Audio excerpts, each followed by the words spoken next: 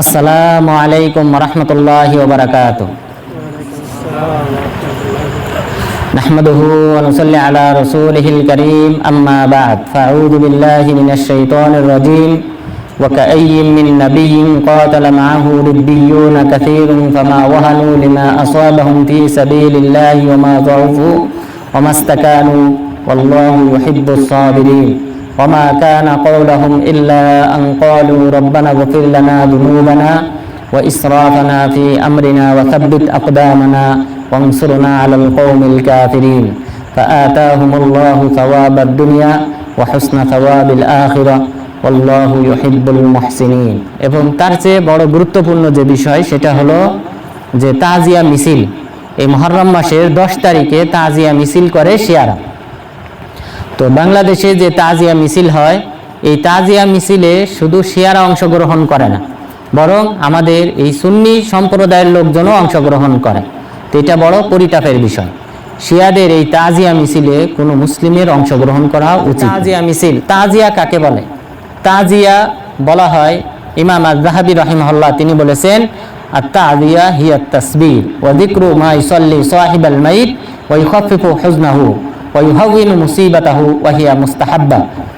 যে তাজিয়া বলা হয় কাউকে ধৈর্য ধারণের আহ্বান করা, যে তুমি ধৈর্যশীল হও, তুমি ধৈর্য ধারণ করো, তোমার যে বালা মুসিবত এসেছে সেই বালা মুসিবতে বিপদে তুমি ধৈর্য ধারণ করো, এই কথা বলা। এবং পাশাপাশি এমন কিছু উল্লেখ করা যেই কথার মাধ্যমে সেই ব্যক্তির এই দুঃখ বেদনা হালকা হবে, দূর হবে, তার টেনশন দূর হবে, এমন সুন্দর কথা বলাকে বলা হয় তাজিয়া। এবং এই তাজিয়া এটা হলো মুস্তাহাব, এটা হলো সুন্নতের অন্তর্ভুক্ত। যেন কোনো মুসলিম বিপদে পড়লে তাকে উত্তম কথার মাধ্যমে সান্ত্বনা দেওয়া, এটাকেই বলা হয় তাজিয়া। এবং এটা হলো মুস্তাহাব, এবং এটাকে বলা হয় আল আমরু বিল মারুফ ওয়ান নাহি আনিল মুনকার, ভালো কাজে আদেশ, অন্যায় কাজে নিষেধ করার অন্তর্ভুক্ত। তো এটা একটা মুস্তাহাব কাজ, ভালো কাজ, সুন্নতি কাজ, যে কোনো ব্যক্তি বিপদে পড়লে তাকে সান্ত্বনা প্রদান করতে হবে, ধৈর্য ধারণের দিকে আহ্বান করতে হবে। ইমাম আয-যাহাবী রাহিমাহুল্লাহ তিনি বলেন, এই তাজিয়ার সপক্ষে সবচেয়ে উত্তম যে দলিল কোরআনের, সেটা হলো মহান রব্বুল আলামিন বলেছেন, ওয়া তাআওয়ানু আলাল বিররি ওয়াত তাকওয়া ওয়া লা তাআওয়ানু আলাল ইসমি ওয়াল উদওয়ান। তোমরা তাকওয়ার দিকে মানুষকে সাহায্য সহযোগিতা করো এবং ভালো কাজের প্রতি তোমরা মানুষকে উদ্বুদ্ধ করো, এবং মানুষকে তোমরা সহযোগিতা করবে না অন্যায় অশ্লীল কাজে, অন্যায় অশ্লীল ফাহিশি কাজে তোমরা কোনো ব্যক্তিকে সাহায্য সহযোগিতা করবে না, বরং তোমরা সাহায্য সহযোগিতা করবে ভালো কাজে, উত্তম কাজে। তো এই ব্যক্তিকে সান্ত্বনা প্রদান করা, ধৈর্য ধারণ করতে বলা, এটা উত্তম কাজের অন্তর্ভুক্ত। তাহলে আমরা তাজিয়া শব্দের অর্থ জানলাম, যে কোনো ব্যক্তিকে ধৈর্য ধারণের আহ্বান করা, বিপদ আপদ যেন দূর হয়, তার তিনি যেন অন্তরে কোনো রকম সান্ত্বনা পান, এই মর্মে কোনো ভালো কথা বলাটাকে, ধৈর্য ধারণ করতে উপদেশ দেওয়াটাকে বলা হয় তাজিয়া। তো এটা শরীয়ত সম্মত। এই তাজিয়া কোন কোন শব্দে তাজিয়া করতে হবে? কোনো ব্যক্তি বিপদে পড়লে বা তার নিকটাত্মীয় মারা গেলে তাকে তাজিয়া বলতে হবে বা তাকে সান্ত্বনা প্রদান করতে হবে কোন শব্দের মাধ্যমে, সেটাও হাদিসে উল্লেখ হয়েছে। উসামা ইবনে যায়েদ রাদিয়াল্লাহু আনহু তিনি বলেন, রাসূল সাল্লাল্লাহু আলাইহি ওয়াসাল্লামের মেয়ে জাইনাব, রাসূল সাল্লাল্লাহু আলাইহি ওয়াসাল্লামের মেয়ে জাইনাবের ছেলে আলী, তিনি মুমূর্ষু অবস্থায় ছিলেন। তিনি মুমূর্ষু অবস্থায় থাকলে তিনি এক ব্যক্তিকে পাঠালেন রাসূল সাল্লাল্লাহু আলাইহি ওয়াসাল্লামের কাছে, যে আল্লাহর রাসূল, আমার ছেলে আলী তিনি মৃত্যু শয্যায় রয়েছে, আপনি আসেন। রাসূল সাল্লাল্লাহু আলাইহি ওয়াসাল্লাম তখন ওই সাহাবীকে বললেন, তুমি যাও, তাকে বলো, লিল্লাহি মা আখায ওয়া লাহু মা আতা ওয়া কুল্লু শাইইন ইনদাহু বিআজালিন মুসাম্মা ফামুরহা ফালতাসবির ওয়াল তাহতাসিব। এখানে শব্দটা রাসূল সাল্লাল্লাহু আলাইহি ওয়াসাল্লাম বললেন যে তুমি যাও, তাকে বলো আল্লাহ তাআলা যা কিছু ছিনিয়ে নেন সেটাও আল্লাহ তাআলার, যা কিছু আল্লাহ তাআলা বান্দাকে দান করেন সেটাও আল্লাহ তাআলার, এবং জেনে রাখো প্রত্যেক ব্যক্তির একটা নির্ধারিত সময় রয়েছে, সেই সময় যখন আসবে তখন তার মৃত্যু হবে। সুতরাং তুমি তাকে ধৈর্য ধারণ করতে বলো এবং পাশাপাশি সওয়াবের আশা করতে বলো। তাহলে এখানে আমরা শব্দটা জানলাম যে কোন শব্দে কোনো ব্যক্তিকে সান্ত্বনা প্রদান করতে হবে কোনো আত্মীয় মারা গেলে। তাহলে এখানে রাসূল সাল্লাল্লাহু আলাইহি ওয়াসাল্লাম বললেন, লিল্লাহি মা আখায ওয়ালাহু মা আতা ওয়া কুল্লু শাইইন ইনদাহু বিআজালিন মুসাম্মা ফালতাসবির ওয়াল তাহতাসিব। তাহলে এই শব্দটা আমরা বলবো, কোনো ব্যক্তি মারা গেলে তার নিকটাত্মীয়দেরকে আমরা সান্ত্বনা প্রদান করব এই কথা বলে। তাহলে এটা হলো শরীয়ত সম্মত। তাহলে এখানে আমরা একটা শব্দ জানলাম যে শব্দের মাধ্যমে সান্ত্বনা প্রদান করতে হবে। এবং এখানে বলা হলো যে তুমি তাকে ধৈর্য ধারণ করতে বলো, পাশাপাশি ওয়াল তাহতাসিব, এই ধৈর্য ধারণ করলে তোমাকে বিরাট সওয়াব দান করা হবে, সেই সওয়াবের আশা করতে বলো। কোনো সন্তান যদি মারা যায়, তো কোনো সন্তান যদি শৈশবকালে ছোটকালে মারা যায় মা বাবার জীবদ্দশায়, ওই সন্তানের এই মৃত্যুবরণ, এই মুসিবতের পর মা বাবা যদি আলহামদুলিল্লাহ পাঠ করে, ইন্না লিল্লাহি ওয়া ইন্না ইলাইহি রাজিউন পাঠ করে, তাহলে আল্লাহ তাআলা এই বান্দার জন্য, এই মা বাবার জন্য জান্নাতে একটা প্রাসাদ নির্মাণ করতে বলেন, যেই প্রাসাদের নামকরণ করা হয় বাইতুল হামদ, প্রশংসার ঘর। আল্লাহ তাআলা জিজ্ঞাসা করেন এই সন্তান মারা যাওয়ার পর আমার বান্দা কি বলেছে? ফেরেশতাগণ তখন বলে যে হে আল্লাহ, তোমার প্রশংসা করেছে, ইন্না লিল্লাহি ওয়া ইন্না ইলাইহি রাজিউন পাঠ করেছে অথবা আলহামদুলিল্লাহ পাঠ করেছে। তখন আল্লাহ তাআলা ওই ফেরেশতাকে নির্দেশ দেন যে তোমরা তার জন্য একটা প্রাসাদ নির্মাণ করো, যেই প্রাসাদের নাম হবে বাইতুল হামদ, প্রশংসার ঘর, প্রশংসার প্রাসাদ। তাহলে আমরা এই হাদিসে জানলাম কি বলে আমরা সান্ত্বনা প্রদান করব। এরপর আরো একটা শব্দ বর্ণিত হয়েছে, ইত্তাকিল্লাহ ওয়াসবির, তুমি আল্লাহকে ভয় করো, পাশাপাশি তুমি ধৈর্য ধারণ করো। এই শব্দ বলে আমরা সান্ত্বনা প্রদান করব। কোনো ব্যক্তির নিকটাত্মীয় মারা গেলে তাদেরকে আমরা সান্ত্বনা প্রদান করার সময় এই কথা বলবো যে আল্লাহ তাআলাকে ভয় করো, পাশাপাশি তুমি ধৈর্য ধারণ করো। এই সম্পর্কে স্পষ্ট যে দলিল সেটা হলো আনাস বিন মালিক রাদিয়াল্লাহু আনহু, তিনি বলেন, পাশাপাশি আবু মুসা আল-আশআরী রাদিয়াল্লাহু আনহু থেকেও বর্ণিত হয়েছে যে রাসূল সাল্লাল্লাহু আলাইহি ওয়াসাল্লাম এই যে বাকি কবরস্থান, এই বাকি কবরস্থানের পাশ দিয়ে অতিক্রম করতেছিলেন, তিনি দেখলেন এক মহিলা, তিনি একটি কবরের পাশে কান্নাকাটি করতেছেন। তাকে কান্নাকাটি করতে দেখে রাসূল সাল্লাল্লাহু আলাইহি ওয়াসাল্লাম তাকে বললেন, ইসবিরি ওয়াত্তাকিল্লাহ, যে তুমি আল্লাহ তাআলাকে ভয় করো এবং পাশাপাশি ধৈর্য ধারণ করো। তখন এই মহিলা বললেন, ইলাইকা আন্নি ফা ইন্নাকা লাম তুসাব বিমুসিবাতি, তুমি সরে যাও, কারণ তুমি আমার এই বিপদে তুমি পতিত হও না, তুমি তোমার কাজে যাও, এবং কেননা তুমি তো আমার এই মুসিবতে তুমি আক্রান্ত হও নাই, সুতরাং তুমি তোমার কাজে যাও। এই কথা বললে রাসূল সাল্লাল্লাহু আলাইহি ওয়াসাল্লাম চলে আসলেন। চলে আসার পর ফজল ইবনুল আব্বাস রাদিয়াল্লাহু আনহু তিনি ওই পথ দিয়ে আসতেছিলেন।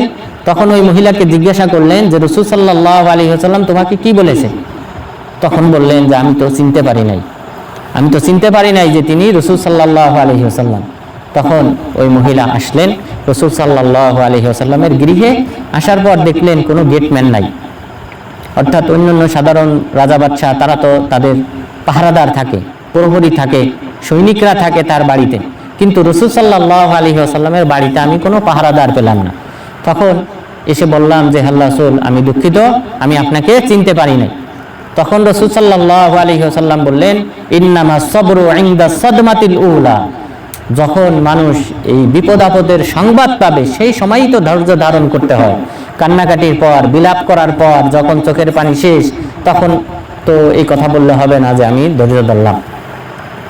ধৈর্য ধরতে হবে প্রথম এই বিপদের সময়, প্রথম আঘাতের সময়, যখন তিনি প্রথম এই বিপদের কথা তথা নিজের সন্তান, আত্মীয় মৃত্যুর সংবাদ যখন প্রথম পাবে, তখনই ধৈর্য ধারণ করতে হবে। তাহলে এই হাদিসে আমরা জানলাম যে কোন শব্দের মাধ্যমে ধৈর্য ধারণ করার কথা বলতে হবে যে সকল ব্যক্তিদের আত্মীয় মারা যাবে। তো রাসূল সাল্লাল্লাহু আলাইহি ওয়াসাল্লাম এই মহিলা সাহাবীকে তিনি বললেন যে তুমি ইত্তাকিল্লাহ ওয়াসবিরি, তুমি আল্লাহকে ভয় করো এবং ধৈর্য ধারণ করো। এরপর পাশাপাশি আমাদেরকে উত্তম যে কোনো কথা, ভালো যে কোনো কথার মাধ্যমে যে সকল ব্যক্তিদের নিকটাত্মীয় মারা যাবে তাদেরকে সান্ত্বনা প্রদান করা যাবে। অর্থাৎ হাদিসে আমরা ইতিপূর্বে দুইটা শব্দ জানলাম, এই দুইটা শব্দ ছাড়াও যে কোনো ধরনের ভালো কথার মাধ্যমে তাদেরকে সান্ত্বনা প্রদান করা যাবে। এ সম্পর্কে স্পষ্ট যে দলিলগুলি এসেছে তার মধ্যে অন্যতম হলো যে আবু হাসান খালিদ ইবনে গাল্লাক আল কাইসি, আবু হাসান খালিদ ইবনে গাল্লাক আল কাইসি রাহিমাহুল্লাহ তিনি বলেন যে আমি আবু হুরায়রা রাদিয়াল্লাহু আনহু বললাম ইন্নাহু কদ মাতা লি ইবনান, যে আমার দুইটা ছেলে মারা গিয়েছে। তো আপনি রাসূল সাল্লাল্লাহু আলাইহি ওয়াসাল্লাম থেকে এমন কি কথা বলতে পারেন যে কথার মাধ্যমে আমাকে সান্ত্বনা দিতে পারবেন? আমার এই দুই সন্তান মারা গিয়েছে, দুইটা ছেলে মারা গিয়েছে, তো এই দুই ছেলে মারা যাওয়ার এই যে বেদনা, এই বেদনা দূর হবে এমন কিছু কথা বলেন, রাসূল সাল্লাল্লাহু আলাইহি ওয়াসাল্লাম আপনাকে বলেছেন। তখন আবু হুরায়রা রাদিয়াল্লাহু আনহু বললেন, হ্যাঁ অবশ্যই আমি বলবো। জেনে রেখো ইন্না সিগারাহুম দামিসুল জান্নাহ, জেনে রেখো এই ছোট সন্তানরা তারা হলো জান্নাতের পোকা। দামিস বলা হয়, পানিতে আপনারা দেখবেন যে কিছু পোকা থাকে, সাদা পোকা চলাফেরা করে, অর্থাৎ পানিতে সবসময় তারা থাকে। তো রাসূল সাল্লাল্লাহু আলাইহি ওয়াসাল্লাম বললেন এই সকল ছোট বাচ্চারা হলো জান্নাতে অবশ্যই থাকবে, জান্নাতের পোকার মতো। এই পোকাগুলি যেমনভাবে পানিতে চলাফেরা করে, সর্বদা পানিতে থাকে, অনুরূপভাবে এই ছোট সন্তানরা তারা জান্নাতে থাকবে এবং এই সন্তানরা জান্নাতে থাকবে এবং পাশাপাশি এই মা বাবার সপক্ষে। এরপর আবু হুরায়রা রাদিয়াল্লাহু আনহু বললেন যে ইয়াতালাক্কা আবাহু ফায়াখুযু বিসাওবিহি, এই সন্তানরা, ছোট সন্তানরা তার মা বাবার সাথে সাক্ষাৎ করবে, তাদের কাপড় টেনে ধরবে, কাপড় টেনে ধরবে। ফালা ইয়াতানাহা হাত্তা ইউদখিলাহুল্লাহু ওয়া আবাহুল জান্নাহ, এবং এই কাপড় কখনোই ছাড়বে না যতক্ষণ পর্যন্ত না আল্লাহ তাআলা তাকে এবং তার মা বাবাকে জান্নাতে প্রবেশ করাবেন, ততক্ষণ পর্যন্ত তাদের থেকে এই সন্তানরা বিচ্ছিন্ন হবে না। তাহলে আবু হুরায়রা রাদিয়াল্লাহু আনহু কিন্তু এখানে উত্তম কথার মাধ্যমে এই ব্যক্তিকে সান্ত্বনা প্রদান করেছেন। সেটা হলো যে এই ছোট সন্তানরা তারা সর্বদা জান্নাতেই থাকবে এবং পাশাপাশি তাদের মা বাবাকেও জান্নাতে নিয়ে যাবে। সুতরাং এটা উত্তম একটা কথা, যেই কথার মাধ্যমে এই আবু হাসান খালিদ ইবনে ওয়াল্লাক আল কাইসি রাহিমাহুল্লাহকে তিনি সান্ত্বনা প্রদান করেছেন। এমন ঘটনা রাসূল সাল্লাল্লাহু আলাইহি ওয়াসাল্লামের যুগে ঘটেছিল। কুররাত ইবনে ইয়াস রাদিয়াল্লাহু আনহু, কুররাত ইবনে ইয়াস রাদিয়াল্লাহু আনহু তিনি বলেন রাসূল সাল্লাল্লাহু আলাইহি ওয়াসাল্লাম যখন মসজিদে যখন তিনি বসতেন, তখন তার মজলিসে আমরা বসতাম, আমরা সাহাবারা যারা আছি আমরা সবাই তার চারপাশে বসতাম। আমরা বসার পর আমাদের সাথে একজন সাহাবী বসতেন, সেই সাহাবী তার একটা ছোট ছেলে ছিল, সেই ছোট ছেলেকে নিয়ে আসতো আমাদের এই বৈঠকে। তিনি তার ছোট ছেলেকে নিয়ে আসতো, তার ছোট ছেলে তার পিছন দিক থেকে অর্থাৎ তার ঘাড়ে উঠতো, তার পিছন দিক থেকে আসতো এবং তিনি তাকে সামনে নিয়ে বসাতেন। এইভাবে রাসূল সাল্লাল্লাহু আলাইহি ওয়াসাল্লামের বৈঠকে তিনি সর্বদা নিয়মিত আসা যাওয়া করতেন তার এই ছোট ছেলেকে নিয়ে। কিন্তু ঘটনাক্রমে তার এই ছোট ছেলেটা মারা যায়। মারা যাওয়ার পর তিনি দুঃখে বেদনায় মজলিসে আসা বন্ধ করে দিলেন, অনেকদিন আর মজলিসে আসেন না। রাসূল সাল্লাল্লাহু আলাইহি ওয়াসাল্লাম জিজ্ঞাসা করলেন, মা লি লা আরা ফুলানা, কি হলো, ওই ব্যক্তিকে তো আর এখন দেখি না। তখন সাহাবাগণ বললেন, ইয়া রাসূলুল্লাহ বুনাইয়াহুল্লাযী রাআইতাহু হালাক, আপনি তার যে ছোট ছেলেটাকে দেখতেন সেই ছোট ছেলেটা মারা গেছে। তখন রাসূল সাল্লাল্লাহু আলাইহি ওয়াসাল্লাম ওই সাহাবীর বাড়িতে আসলেন। বাড়িতে আসার পর তখন তাকে সান্ত্বনা দিলেন, অর্থাৎ তাজিয়া, যে সান্ত্বনা দিতে হয় সেই সান্ত্বনা দিলেন, ধৈর্য ধারণ করতে বললেন এবং তখন তাকে বললেন, ইয়া ফুলান আইয়ুহুমা আহাব্বু ইলাইকা আন তাতামাত্তা বিইবনিকা ফি উমরিক, যে তোমার কাছে কোনটা বেশি উত্তম, যে তোমার এই সন্তান তোমার জীবদ্দশায় তোমার সামনে ঘোরাফেরা করবে, তুমি তাকে দেখে আনন্দ পাবে, এটাই কি তোমার কাছে উত্তম? আও আন্নাকা লা তা'তি গাদান ইলা বাবিন মিন আবওয়াবিল জান্নাহ ওয়া ক্বাদ সাবাকাকা ইলাইহি ওয়ালাদুকা ওয়া ইফতাহু লাক, নাকি তুমি পছন্দ করো যে যখনই তুমি জান্নাতের কোনো একটা গেটের দিকে ধাবিত হবে, যেহেতু জান্নাতে অনেকগুলি গেট থাকবে, প্রতিটি আমলের আলাদা আলাদা গেট থাকবে, তো এই জান্নাতের কোনো একটা গেটে যদি তুমি আসো তখনই দেখবে তোমার এই সন্তান তোমার আগে এই জান্নাতের গেটে রয়েছে এবং তোমার জন্য এই জান্নাতের গেট উন্মুক্ত করে দিতেছে, তোমার জন্য কোনটা উত্তম? তখন ওই সাহাবী বললেন, অবশ্যই আমি চাই আমার সন্তান জান্নাতে আমার আগে থাকবে এবং আমার জন্য জান্নাতের গেট খুলে দেবে, আমি এটাই পছন্দ করি। তখন তিনি বললেন, ফাহুয়া যাক, এবং এটাই হবে তোমার জন্য, অর্থাৎ আল্লাহ তাআলা তোমার এই সন্তানকে তোমার জন্য জান্নাতের গেট খুলে দেওয়ার তৌফিক দান করবেন পরকালে। তাহলে এই যে উত্তম কথা বলে রাসূল সাল্লাল্লাহু আলাইহি ওয়াসাল্লাম সান্ত্বনা প্রদান করেছেন, তো আমাদেরকেও এই জাতীয় কোনো ব্যক্তির বালা মুসিবতে পতিত হলে, কোনো ব্যক্তির নিকটাত্মীয় মারা গেলে আমাদেরকে এভাবেই সান্ত্বনা প্রদান করতে হবে। তাহলে আমরা তাজিয়া সম্পর্কে ধারণা পেলাম। তাহলে তাজিয়া বলা হয় কোনো ব্যক্তি বিপদে পড়লে তাকে ধৈর্য ধারণ করতে বলা, কোনো ব্যক্তির নিকটাত্মীয় মারা গেলে তাকে ধৈর্য ধারণ করতে বলা এবং উত্তম কথা বলা, যেন তার এই দুঃখ বেদনা দূর হয়ে যায়, হালকা হয়। এইভাবে সান্ত্বনা প্রদানকে বলা হয় তাজিয়া।